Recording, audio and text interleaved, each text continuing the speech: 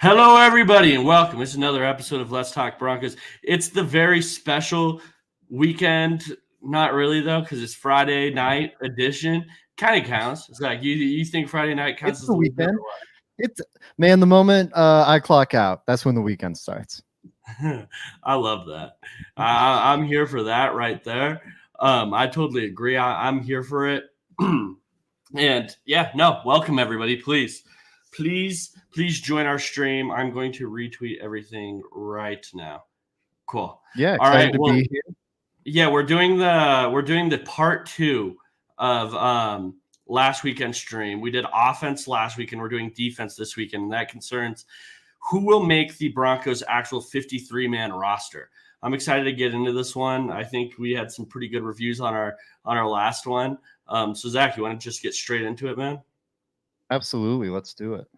Cool. Well, Zach was so nice enough to create this beautiful list of players.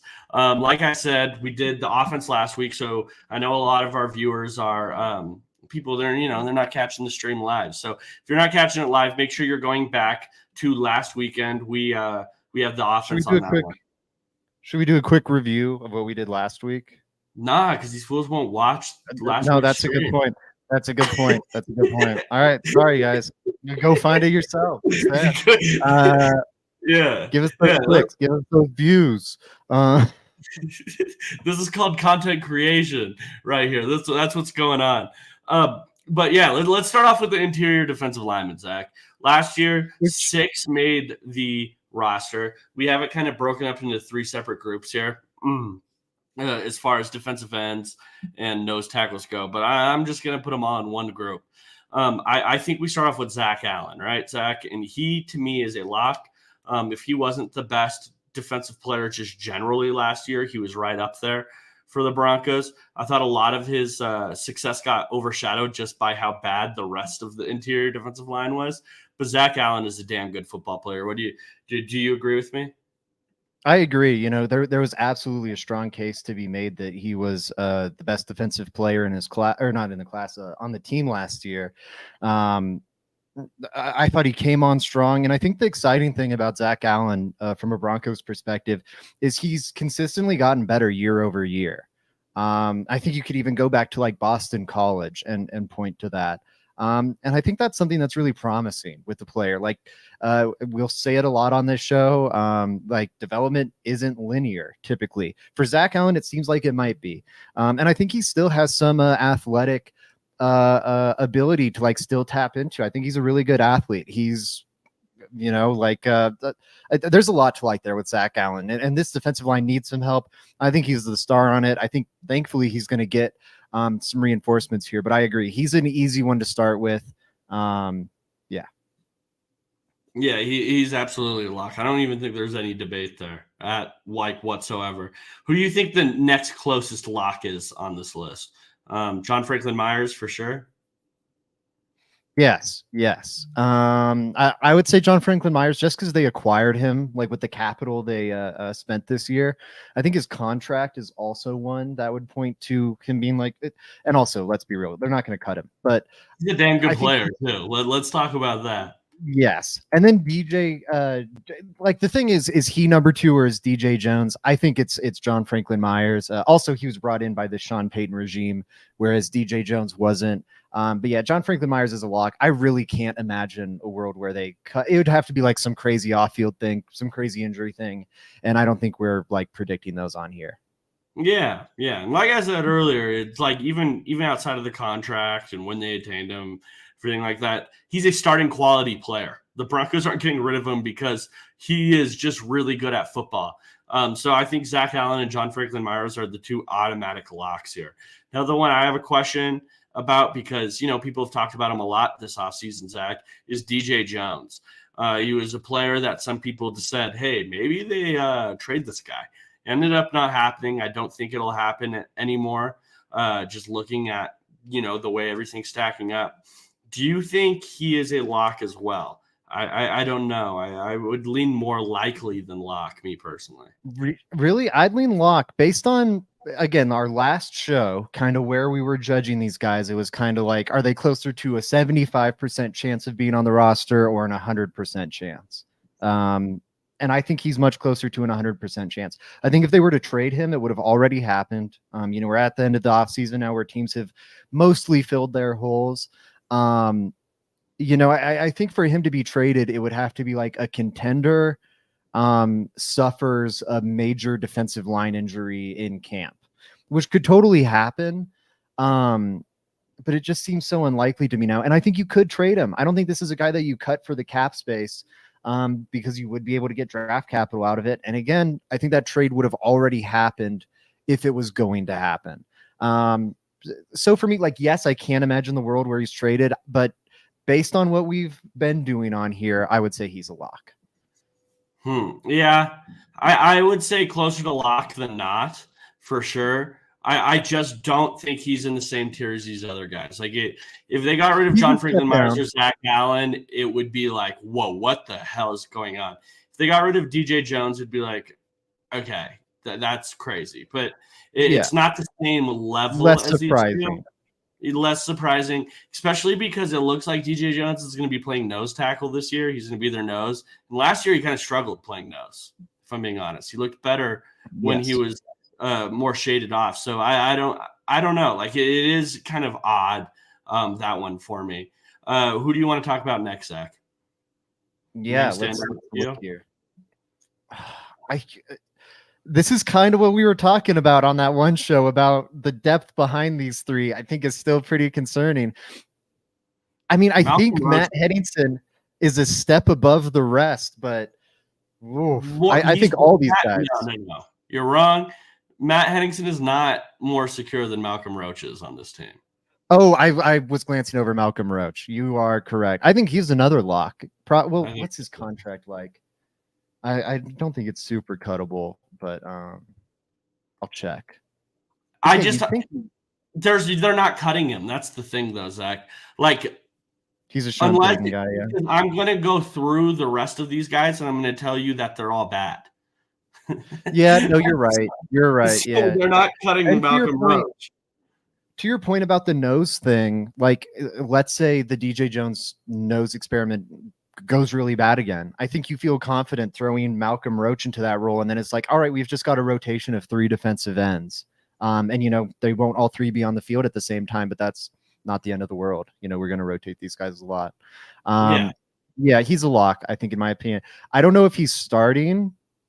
I guess I shouldn't have put him as a starter too. Do you think he's the starting nose? What do you think your starting 3? We'll say base personnel. Who are the 3 starting defensive linemen? Your best 3 are John Franklin Myers, Zach Allen, and DJ Jones.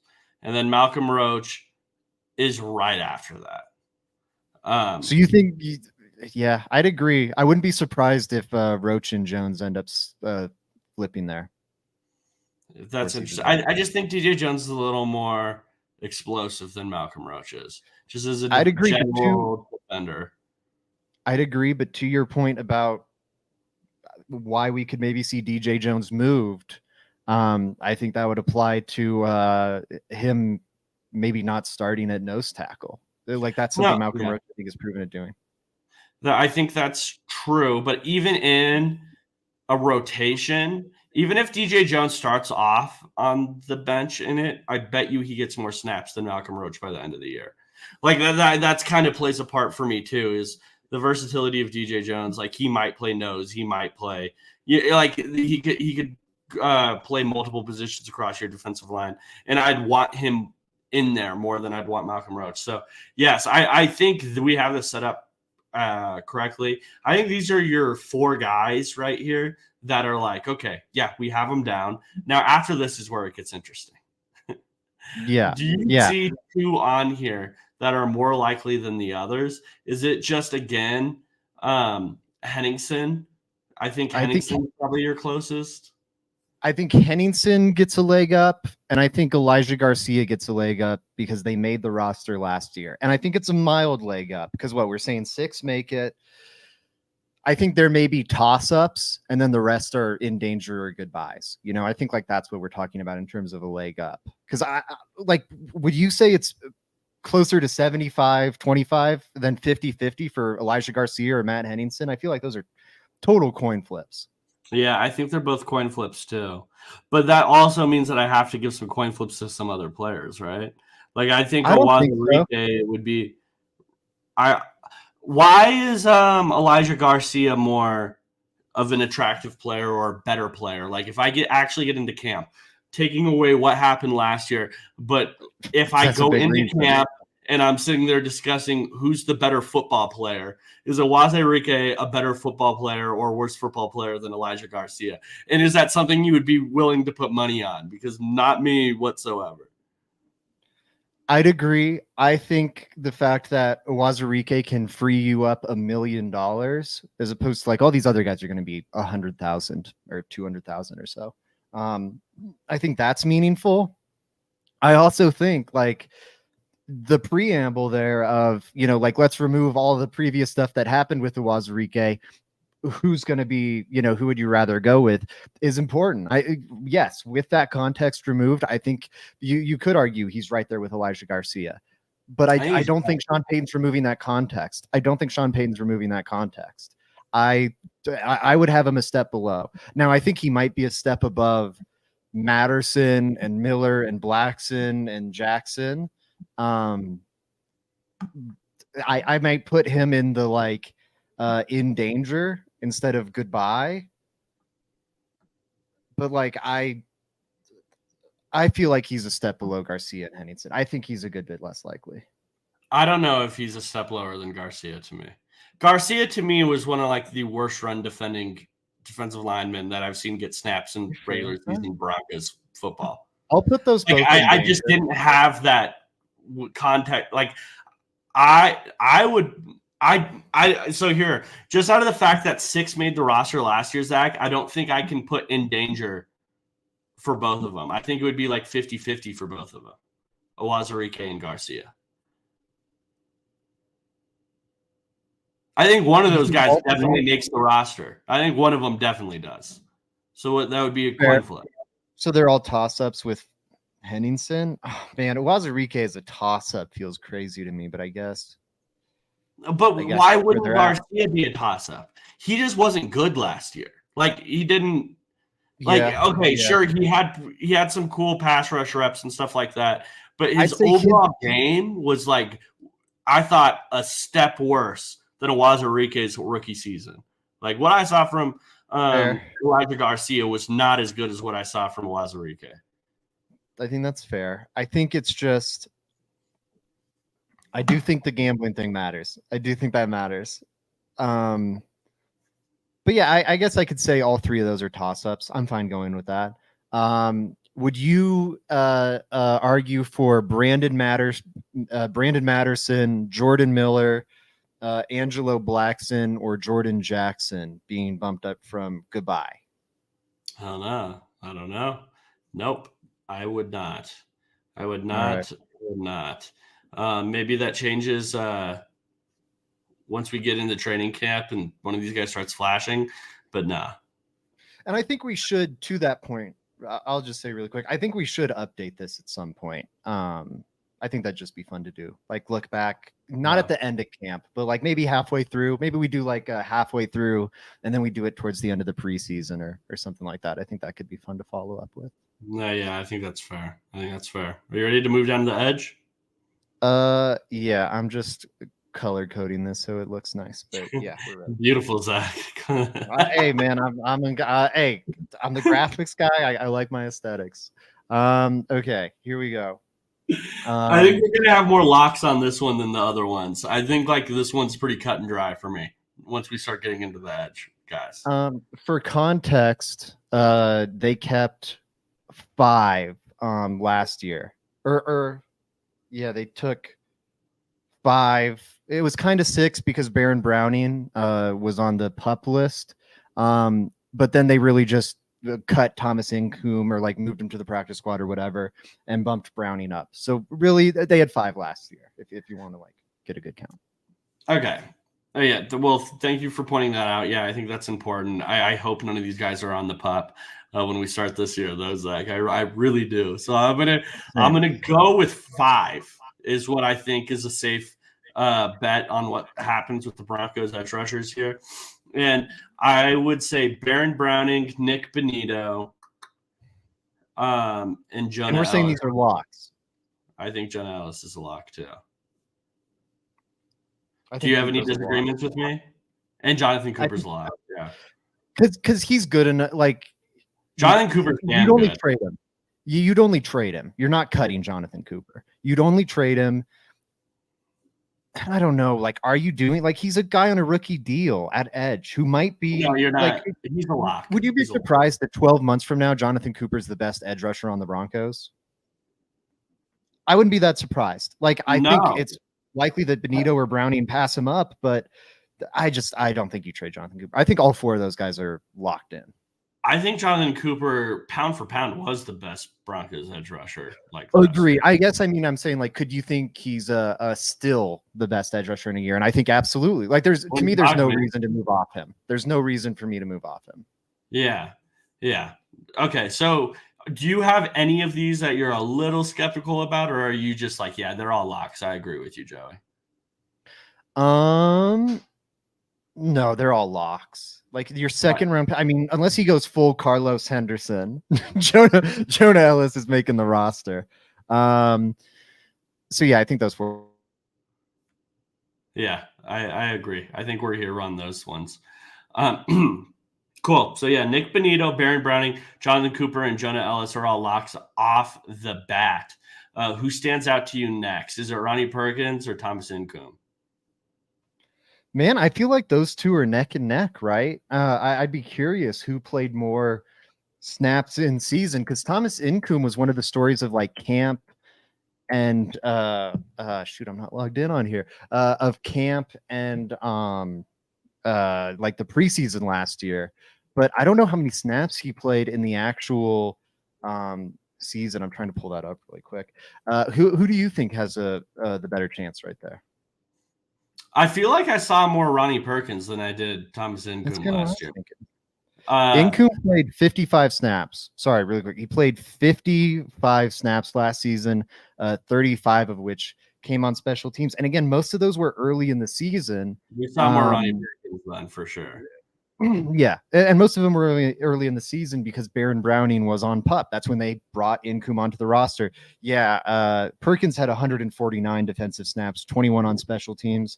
Maybe you could argue they liked Incoom better on special teams more. Again, I'm trying to make up the argument here. You could maybe say they liked him better on special teams, and we're talking about the fifth edge rusher. But I think that's a really flimsy argument because it's based on a difference of 14 snaps, and totally overlooks the fact that Ronnie Perkins was playing more later in the season and just way more in general. So I think I'd be with you that Perkins ahead of Incoom here. I would lean Perkins, but overall, I think it's a coin flip between those two. Do you disagree? I think that's fair. Yeah, I think we could put one above the other, and then I'd say Jalen Allen's probably goodbye. Maybe he surprises, but without seeing much of him, I'd put him in that category. I would agree with you. I think that was like maybe the easiest we're gonna have here, Zach. That was very clean cut. Yeah, that was I don't even think there's like an argument to be had with these guys. Hey, Chad, if you guys have a difference of opinion there, if you think if you're a huge Thomas Incoom guy, because I know we have so many of those in the chat, like just so many Thomas Incoom guys all the time in the chat, it's crazy. Let us know. But let's do inside linebackers here. This is maybe one of the weakest positions for the Broncos to me. Because I can already say Drew Sanders isn't going to be – I mean, he's probably going to be on the PUP list, right? Or he won't, not the PUP list. He's not going to play a majority of the season. So, I mean, it's like I'm ruling him out. He's a lock because the Broncos aren't going to cut him. Yeah, that's a good point. He's not going to make the roster. Should I make like a different – he's injured. I feel like I got to IR? You're going to do an IR? Yeah, no, I feel like you're good. Just leave them as lock. lock. We'll just put it in lock. I'll go back if we put it out on social. I'll go back in and fix that. And then I'm not going to do this. That'll be my yeah. But he's in. He's not going anywhere. I think that's a very good point. I think you could say the same for Alex Singleton. I don't think he's a great player. I think You I don't guess like you have to Alex be Singleton fair. at all. He was not good People last suck. year. He was not good last year. He got really hyped up because he had like a good season that was not even as good as the numbers suggested it was. Yeah, he's got good instincts, but he's an unreliable tackler and he's targeted by every opposing team in coverage. Like I don't know. He's what people thought Josie Jewell was in coverage. I think Alex Singleton is fine. That would be my take on Alex Singleton. Is he an amazing linebacker? No. I think he's fine, though. I don't think he's killing your team having Alex Singleton out there at all, especially being the position he plays. I feel okay having Alex Singleton part of this team. I do think he's a lock as well, Zach. Like, they pre-signed him to a contract last year, and he's here to stay. So Alex Singleton is a lock, and he's also your starter, like you put down. And then I think the projected starter next to him, Zach, would go ahead.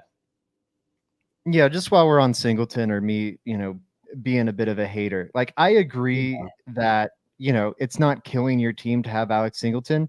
He also, if he's one of the top 6 players on your team, that's a problem. Like if he's one of the top 6 highest paid players on your team, you're in trouble. That's a bad spot to be. Though, yeah, if he's just like one of your linebackers, that's not a problem. Though I'd agree, he's a lot.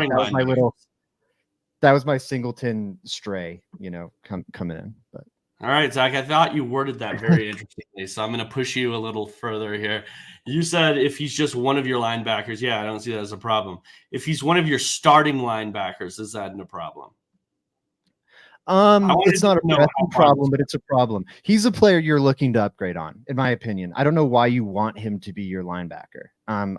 He's got good instinct. He gets to the ball well. I think that's the nicest thing I can say about it. Singleton, I think it's true. He gets around the ball more than most any linebacker in the league.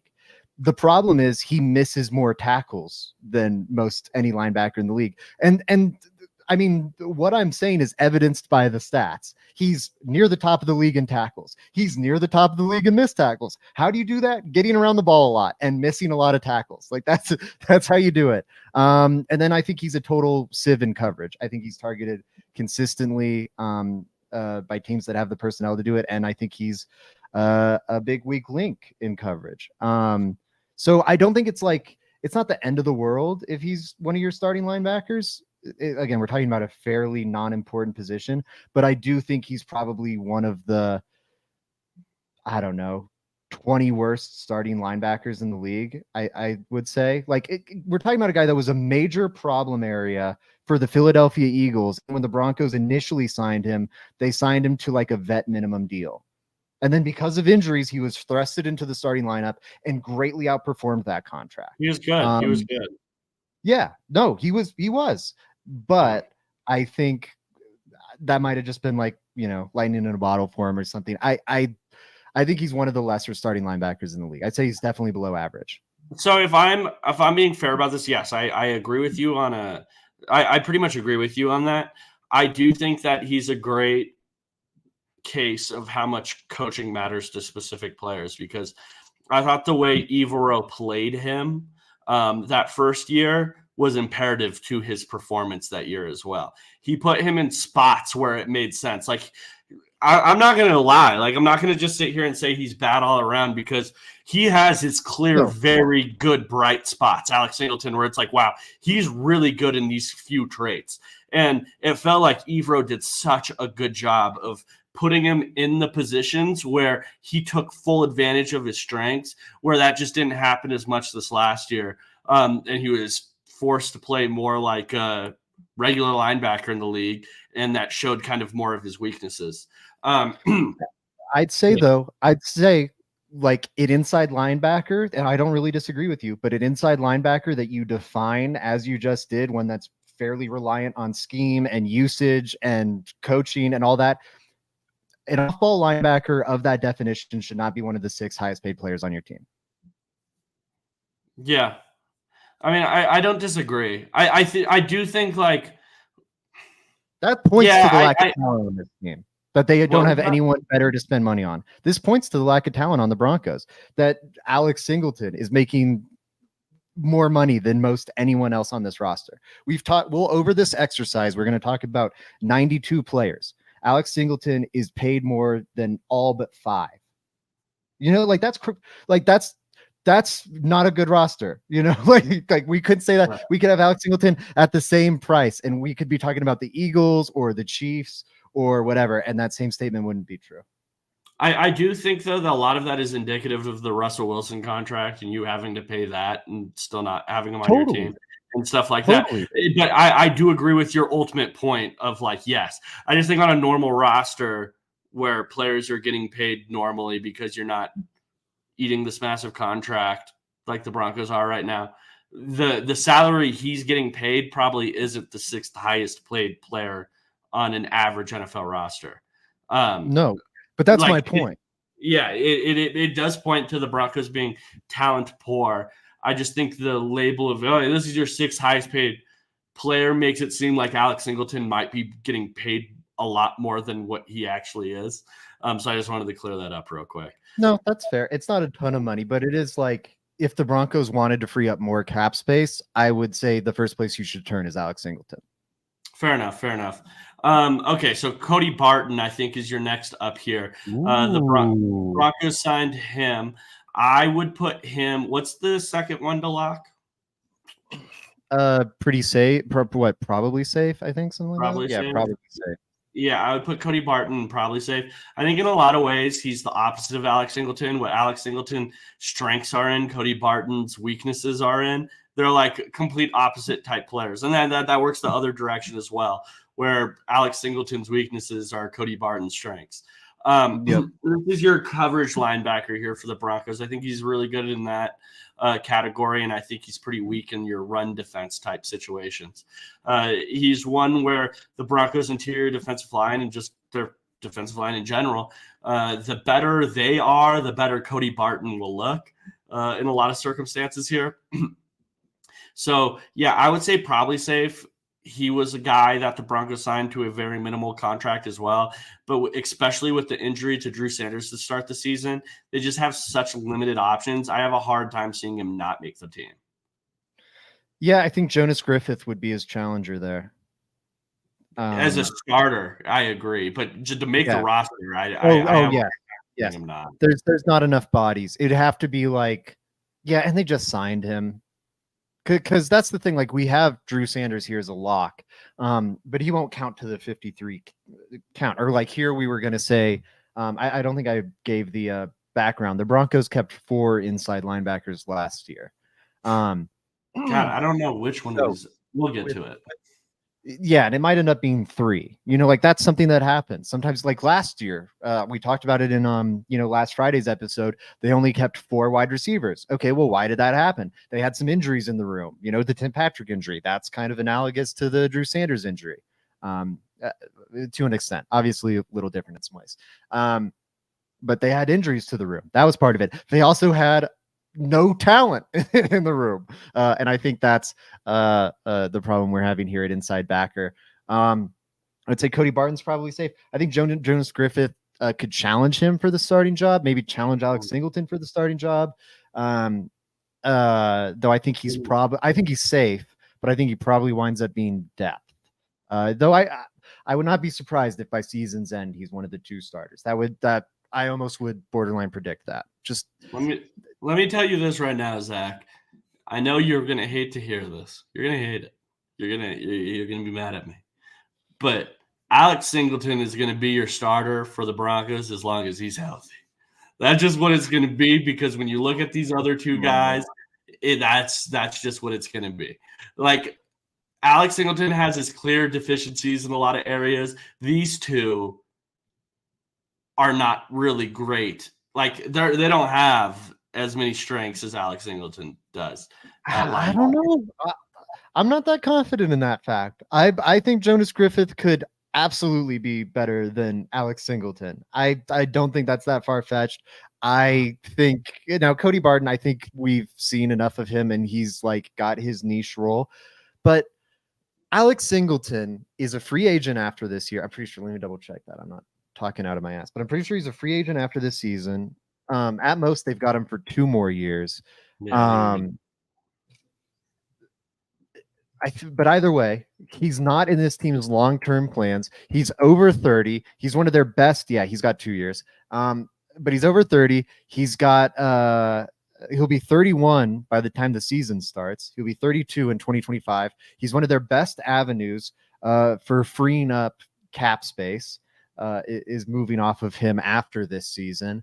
Can't do it. You can't do it, Zach. We're sitting here looking at the names, brother. I see all the names on the list right now. Alec Mock. Hey, shouts out to you. Lavelle Bailey. Hey, big ups. I'm looking at all these dudes. There's no way in hell you can get rid of Alex Singleton, especially because Drew Sanders is hurt. There's not a way, unless you're just like, we're too damn. That's the only way I could see you get rid of Alex Singleton. We're 2 years removed from Alex Singleton being talked about the same way we'll talk about Justin Sternad, the same way we'll talk about a Cody Barton. He was a very back end of the roster inside linebacker who was signed by the Denver Broncos as a very back end of the roster inside linebacker who was not guaranteed a spot on the final 53 after training camp. Far from it. Injuries forced him into the lineup. He did a great job. He was signed as a backup to Jonas Griffith. Because of and it wasn't like he was just a rookie that came in behind Josh Griffith. He had plenty of tape out there. I hear you, but you gotta give me the role of Alec Mock and Lavelle Bailey then, because I'm just saying they're not clearing that. They're going to start. They're not. Those guys are going to start him. I don't think Lavelle Bailey's going to start over him. I think Jonas Griffith and Cody Barton could by the end of the season. If the season's over, Alex Singleton's doing nothing for you. Let's see what the young guys have, get him some reps, and then we know how seriously we have to address inside linebacker this offseason. That makes more sense. I could see it. I could see it at the end of this year. I have a hard time seeing it this year, just with the names on this list. Like if Drew Sanders was healthy, maybe, because if he took a step forward. Yeah, I was just addressing you, talking about the contract details and how much money you'd save getting rid of him. I just don't see that even a possibility until after the offseason. Yeah, that's after this year. Yeah. So okay, let's move on. Is Justin Sternad the next up here? Yeah, it's Sternad and Lavelle Bailey. Lavelle Bailey's, one of the UDFAs, that seemingly has some hype coming in. But yeah, you think Justin Sternad's probably the favorite over him. I don't think he's a lock, but I'd say probably safe. I'd maybe give Lavelle Bailey in danger, and I'd say everyone else is goodbye. Yeah, I don't see these other two guys making it. How could they? I don't know. Man, this is one of those positions I really hope the Broncos are able. Zach, you know how you could be right on everything I just disagreed with you on? Is if this is one of those positions I hope somebody cuts an okay vet inside linebacker and the Broncos are interested in training camp on picking another body up part of this room. I don't feel comfortable in this inside linebacker room at all. I don't think they have a starting quality inside linebacker in this entire group. Man, I'm sorry. We breezed over this with edge. By the way, I fully agree with you. We breezed over this with edge, but who do you think your starters at edge rusher are? I think Jonathan Cooper and Nick Benito are your day one starters. Benito passing up Browning. I kind of agree. Yeah. If Browning can stay healthy, it might be fun, but yeah. That's the tough bit. It's not easy. It's not easy, man. It's not easy one. All right. So yeah, Drew Sanders we're not answering for. Yeah, I don't know. I think the Broncos can easily upgrade this inside linebacker room still. Yes, I don't see that. And not with a first round pick. Take some third, fourth, fifth rounders. No, I'm talking about this offseason. They could upgrade. Oh, I agree. Yeah. Just draft some guys and play them.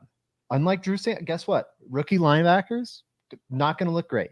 They're going to have some mental hangups.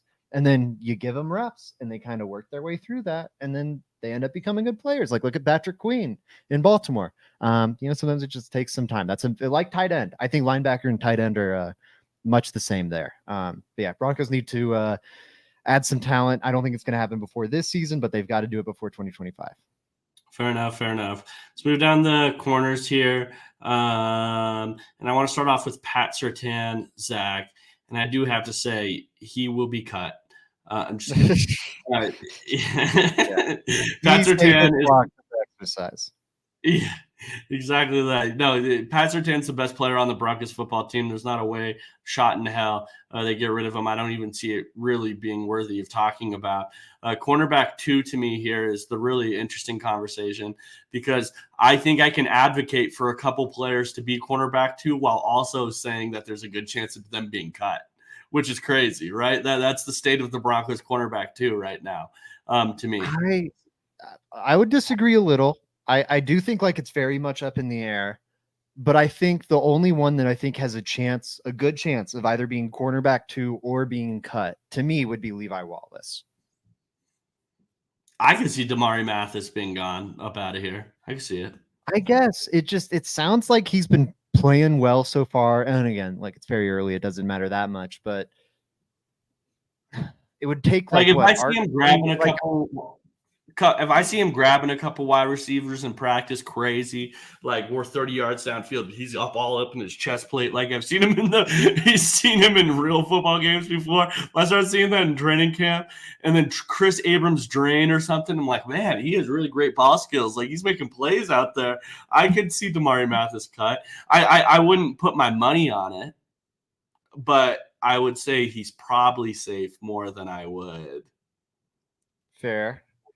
So Jaquan's a lock and safe, right? And a starter, no debate there. There's no way they get rid of him. Cheap, young, talented. I mean, it seems to check every single box the Broncos would want to check. Yeah. So what do you think about Damari Mathis, though, Zach? That's what I'm trying to throw the question on you for.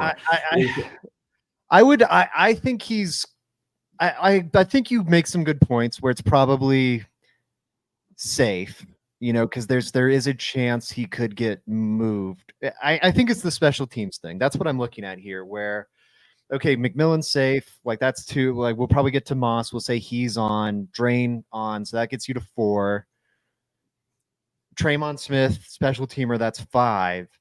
I would think Damari Mathis is the 6th then. But maybe if he's just – if you think he's so far back there on the depth chart, maybe you want someone with a little more versatility. Actually, I think Mathis has the versatility to move inside, but a little more versatility on special teams, or just looks like a better special teams player. I guess I could see him getting cut. I think he's damn close to a lock, though, because I think 6 quarterbacks probably make that. They had 7 last year. I think 6 is probably a realistic number. Who's the 6th you're putting ahead of Damari Mathis? Okay, let me one second. Because it's like Riley. Okay, we've got PS2. That's 1. Jaquan. That's I can tell you right now. I can tell you right now. That's 4. KAD is 5. That leaves you with Art Green, Quentin Newsome, Reese Taylor, and Levi Wallace. 3. Who of those 4 is ahead of Damari Mathis? I think Damari Mathis. I'm getting confused here. I'm counting. Okay, so I'm counting 6 differently than you. I could see it being a situation where Pat Surtain, obviously, Jaquan McMillan, so that's 2. I could see Levi Wallace make it. That's 3. I could see Chris Abrams make it. That's 4. I could see Riley Moss make it. That's 5. And then for special teams issues, I could see Tremont Smith make it. So that's 6. I don't think that's so out of the ordinary. Yeah, maybe it is probably. I think there's a good gap between Levi Wallace and Damari, though. But I'll go with that because I do think that's a possibility. Locke is probably too strong for Damari, but I don't know, man. I think like Reese Taylor, Quentin Newsome, these guys we can put as goodbye. Yeah, you could put Quentin Newsome and Reese Taylor up out of here. Art Green made some plays last time where I could see maybe he does something. I wouldn't bet on it. I'd say he's. You're putting them Green. I'm saying they're a lock. Reese Taylor and Art Green. Ooh, yeah, no, I'm doing that. That's exactly his take for you. Yeah, no. Well, let's scrub that from the recording, please. Well, no. Yeah, I think Art Green could make the roster. I could see that. So I'd put him as, in danger, I guess. I think it's pretty far-fetched he makes it. But I'd put him there. I'd put Levi Wallace as a toss-up. Because I don't think you're keeping him. I think Levi Wallace definitely. I think he's more in the Damari Mathis lane than not. I think you need a vet in there, Zach. I think you need a vet in the room. I think you need one. You don't know what the hell you're getting from Damari Mathis or Riley Moss at all, and those are your other cornerback 2 options. I think you need somebody who has played in the NFL before and for a bit. I don't think you can just have Damari Mathis and Riley Moss being your only 2 options out there as your cornerback 2. I don't think so. But that's what they especially after last year where we picked up a random and he started for most of the year. But Levi Wallace can't be depth. He's giving you no snaps anywhere else. I'm honestly so surprised he's listed as 28 because looked fucking 35 last year. He's been in Madden since Madden 07, but that's a different point. They're lying about That's what I'm saying. But he's 28. The facts are the facts, Zach. I don't know what to tell you. He doesn't look like it, dude. He doesn't move like it. He does not move like it. He 1 year older than Tremont Smith is the most surprising thing I've heard in a long time. All right, they could not move more differently. I think he's a toss-up. No. You're thinking about it through your lens, and you're thinking about this wrong because you have to think about it through the Broncos lens. And this is the vet cornerback they picked up this offseason. And I would say that they need a vet. They need a vet in this room. They absolutely do. They ended up starting one last year. They ended up starting one. They found Fabian Moreau off the scrap heap. They found Fabian Moreau off the scrap heap partway through the season. Like, I don't think they have to do that again this year. I don't think they needed Fabian Moreau last year. I think they would have been okay without him. So which cornerback 2 do you feel comfortable with? Or even know? I feel least comfortable with Levi Wallace. Which one do you need? 1 second, Zach. Which one do you think you're even sure is better than Levi Wallace? You're sure they're better. None of them. Sure. I would rather give the snaps. I'd rather give the snaps to KAD. I'd rather give the snaps to Moss. I'd rather give the snaps to Damari Mathis to help me or Art Green. I'd rather give them to Art Green for that matter. Figure out if any of these guys can be on the next good version of the Denver Broncos. Because I'll tell you that I know this for a fact. This is a lock. Levi Wallace is not on the next good version of the Denver Broncos. Yeah, 0%. That's not the question. I think there's 1% chance for anyone else in this conversation. All right, sure. We'll leave it at toss-up. I just want to say this to end it. I think you're thinking of it too much, Zach, of what you would do and not what the Broncos are going to do. I think Levi Wallace, they have a plan here for him to be the vet part of this very, very, very young group. I'd put him as a toss-up with Damari. I'd lower Damari to his level, but I don't think you could put him as probably safe because then you've got 7 people we're saying that are probably making this roster. I don't think that's on Tremont, but sure. Okay, so Riley Moss, I think he's probably possible. But Tremont can be a special teamer, which I don't think Levi can do. Yeah, I don't know. Let's move on from Levi Wallace. The people don't give a shit about Levi Wallace. My point exactly. The people gave a shit about Justin Strnad one day. Okay, so we were this.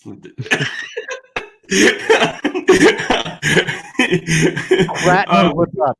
Krat, my guy, preach. I don't want to see Levi Wallace on this version. We need all the Joey. We need all the Joey supporters in the chat immediately to combat this.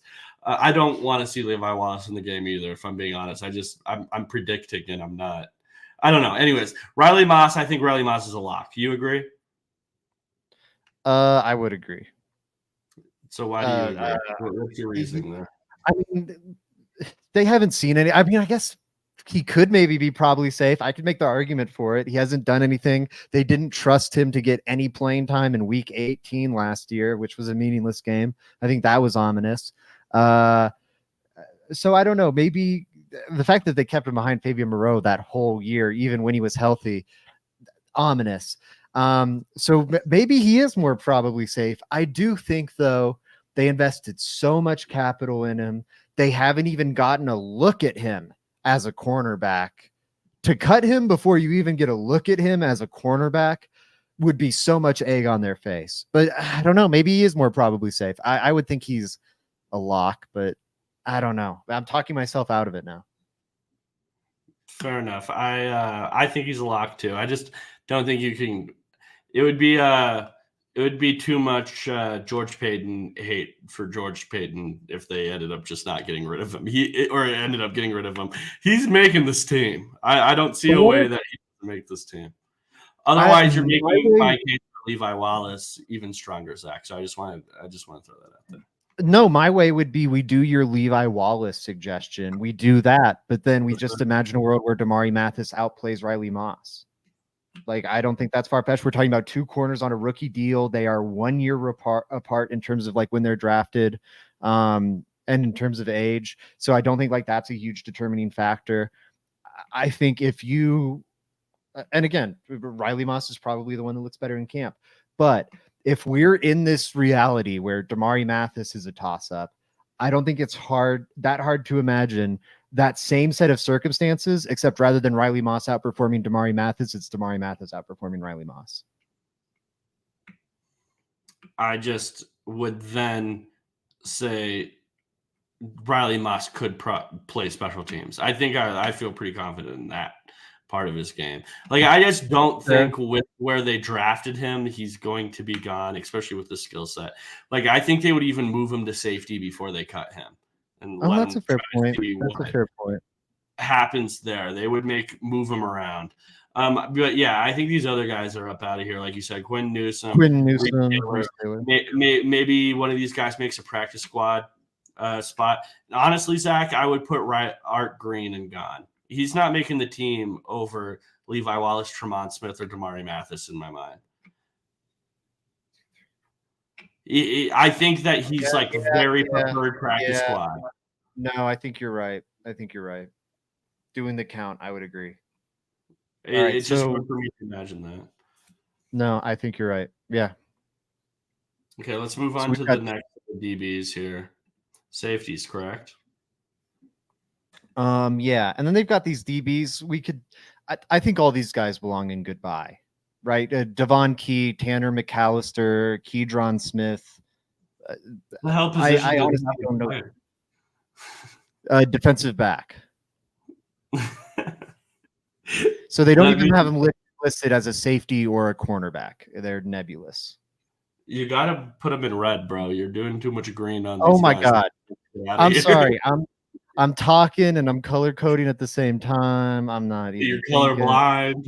There's colorblind. That's a problem. I'm actually not green-red colorblind. This performance would make you think, man, he's got to be green-red colorblind. But no, I'm a totally different kind. All right. So last position here for us, Zach. I think, how many safeties do you think end up making the final 53? How many safeties do I think make the final 53? Well, last year they had 6. Damn, that's crazy. They had 13 total defensive backs. And that's a real count because Locke was on IR. Or wait, they placed Locke on IR afterwards. So it's more like 5. Excuse me, they had more like 5. But then they kept JL Skinner on the whole time. They got rid of Kareem, though. So yeah, they went like 5. 5, okay. So who do you think is a lock here? I think Brandon Jones is a lock, and I think PJ Locke is as close as the lock as it gets. I think those two guys are here to stay. Brandon Jones being because they just signed him to the team from the Miami Dolphins and, gave him a contract. So he's here. PJ Locke, because we saw what he could produce last year, I thought, on his deal. And then also just looking at, hey, Kareem Jackson's not here any longer. Justin Simmons isn't here any longer. He's here to stay, I think. So PJ Locke and Brandon Jones would be shocking to me seeing either of them gone. They're in the same boat. And we had Hank come on here Wednesday, highlight Locke as one of the Broncos that's looking the best at practices so far. And then the night before, we had Albright come on Tuesday, and he compared him to the Honey Badger. So yeah, I think it looks like he's going to get that starting job, especially with Caden working his way back from injury. Omar Brown, I know he's a UDFA that some people are excited about, but I don't know. I think all of the other three have a considerably better chance than Omar, where I'd probably put Omar Brown as a goodbye. Yeah, I think so too. I think that's fair. It's fair to put him in the man. It's going to be really, really difficult for you to make this team type situation here. So, out of the rest of these three, do you think there's one of them that stands out, is more likely to make the team than the other? Oh man, not really. If I'm being honest, based on what we've seen of these players, Caden Stearns. You could argue Caden Stearns is the best of all these safeties, of these, six? He's the most talented for sure. But I just mean, like, in terms of what we've seen on tape of them in the NFL, like if you put it all to, like, who's got the best tape, like forget in terms of quantity, how much they've played, but like whose is of the highest quality, I think you could definitely argue it's Caden Stearns. That injury is so terrible. What? I said it's not an argument, it's a fact. Caden Stearns played starting quality safety at one point for the Broncos. He was really good. Yeah. Justin Simmons got injured. Caden Stearns came in, and it was like, whoa, they didn't miss a beat there. He was fantastic. I really thought he was going to be their long-term Justin Simmons replacement. That patellar tendon injury, though, is huge. It oftentimes is a transformative injury in the sense that the player is never really the same again. Oftentimes it's a career ender, where I hate to say it, like he could be cut. Nothing that he has put on tape to this point would suggest there's any chance of him being cut. I want to emphasize that very clearly. I'm not talking about anything to do with the player. The player is lock all the way. That injury, though, is such a scary injury, though. I can't underline that enough. Unlike Tim Patrick, he doesn't have the financial safety nets. And as a result, I would put him in the same group as JL Skinner or De'Aaron Turner-Yell, where I think all three of these guys are toss-ups. As we're going through it, I think this is the best battle maybe we've seen on either side of the ball. I think definitely on defense between these three. I could see any of these three winning the battle and then playing like a large amount of snaps. I've brought it up, I feel like, a lot in recent shows, but we're seeing NFL teams lean more and more and more on these three safety looks, to where whoever your third safety is, they're probably going to see a good bit of playing time. Also, just factoring in injury. So I could see any of these three being cut. I could see any of these three being that third safety and having a sizable role on this team. So I'd put them all in toss-up, but that's a tough one. So my question to you would be if there's even really a battle here to make the roster, or whether it's just a battle for who's going to be the backup.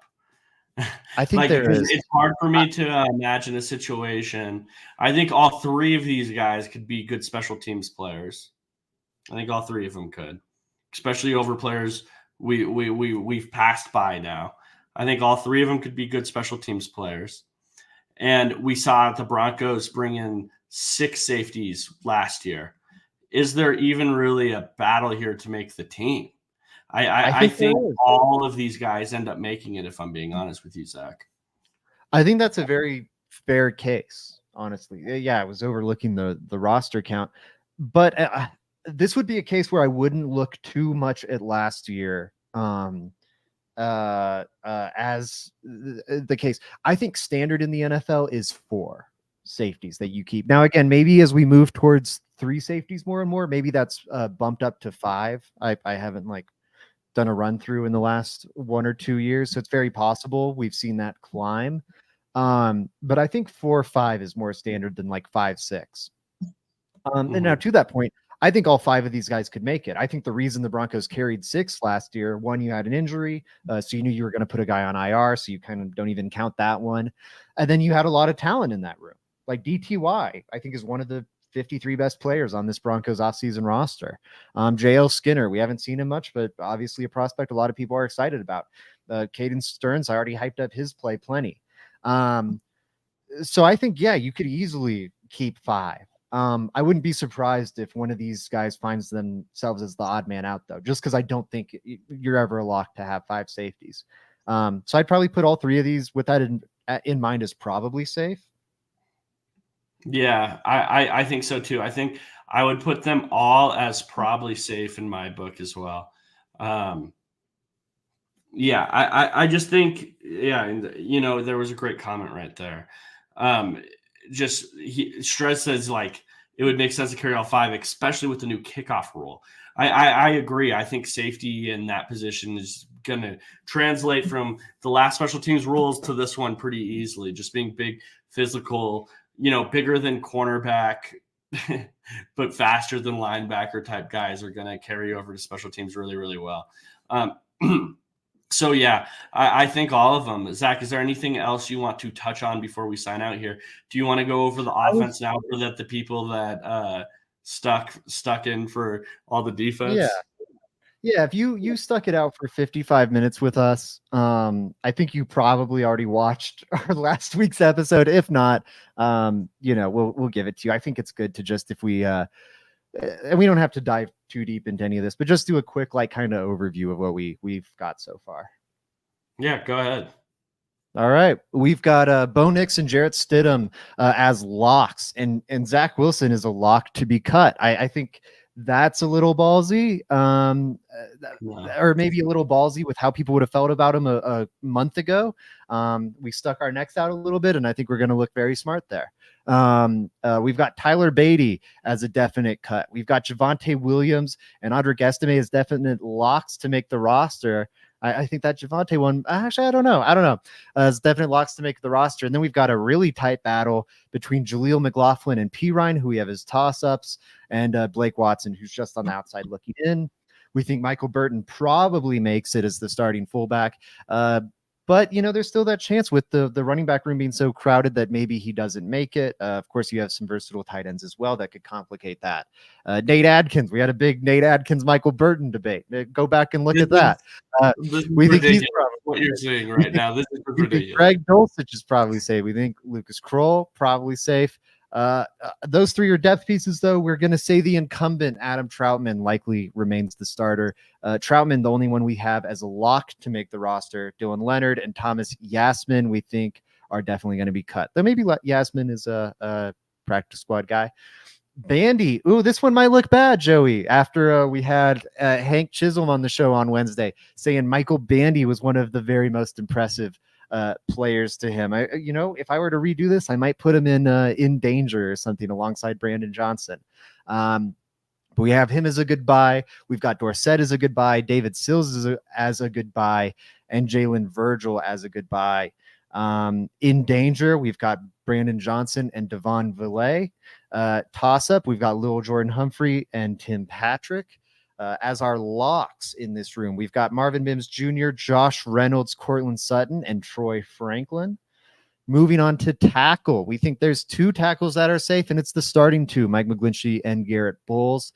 Right behind them, we think Quinn Bailey and we think Alec Palczewski is most likely to be the swing. We think Matt Pert and Quinn Bailey are going to have a good battle for that 4th spot, with maybe Frank Crum, the UDFA, on outside looking in. We have him in danger. DeMontre Jacobs and Will Sherman we have as definite cuts. Moving on to guard. I might move Gargiulo up from in danger here, but that's another one where hindsight's 2020.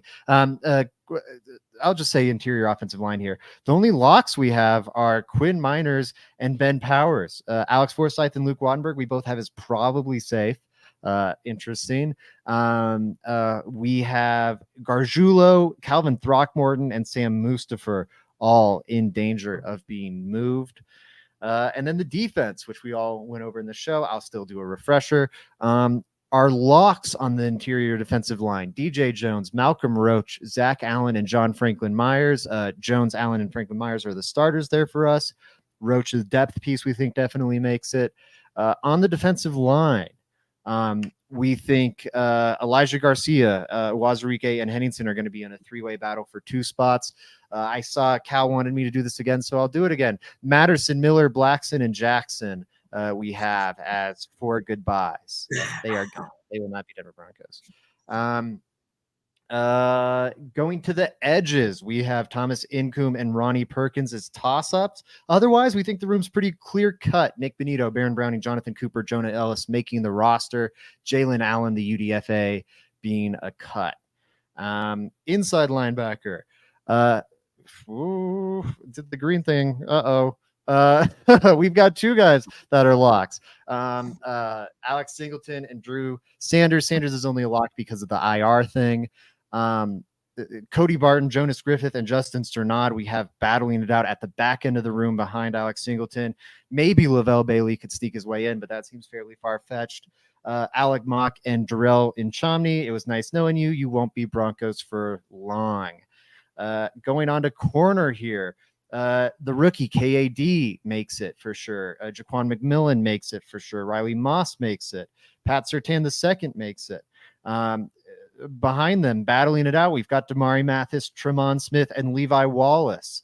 And then being cut, we've got Art Green, Quentin Newsome, Reese Taylor, Devin Key, or Devon, I think it's Devon Key, Tanner McAllister, Keydron Smith, and then at safety, Omar Brown is a cut for us. Brandon Jones, PJ Locke are 2 locks at safety. And then we've got JL Skinner, Caden Stearns, DTY battling it out, though maybe all 3 make it. We've got Will Lutz, the kicker, is a lock. Fraboni, the long snapper, is a lock. Riley Dixon would be a lock because it seems unlikely the Broncos are going to be able to find anyone to challenge for that job. That said, it's also very clear they want to find someone to challenge for that job. So he's not quite in the lock tier, but he's probably safe. And that's how we see the Broncos offseason roster as it stands today. Zach damn near sounded like a rapper right there. That was crazy, bro. We could have put a beat behind your voice when you were talking about Blackman. What were the defensive lineman Blackman? The edges, yeah. It's here. I'll pull it back up. The names, I did it accidentally the first time, and I noticed it. Cal noticed it too, and was like, "Run that back." The names all rhyme. What is it? It's Matterson. Yeah, Matterson, Miller, Blackson, and Jackson. Yeah, dude, that's a trio. We might need to keep all 3 of them on the practice squad. But anyways, guys, thank you for tuning in today. Zach and I, we're going to try to go live sometime during the weekends going in the future. Should be fun. At least one of us. Zach for sure wants to go and do this. I would be happy to as well. Make sure you're checking out letstalkbroncos.com. Zach wrote an article recently. Go check that out most definitely. And then yeah, we're having Jason Bishop on the show on Wednesday as well. So make sure you guys are tuning in then. We're going to be talking about breakout players and everything like that. So yeah, if you guys want to check out more Let's Talk Broncos creation, make sure you're subscribing. If you please like the video, share it to your friends, all of that. But until next time, guys, go Broncos.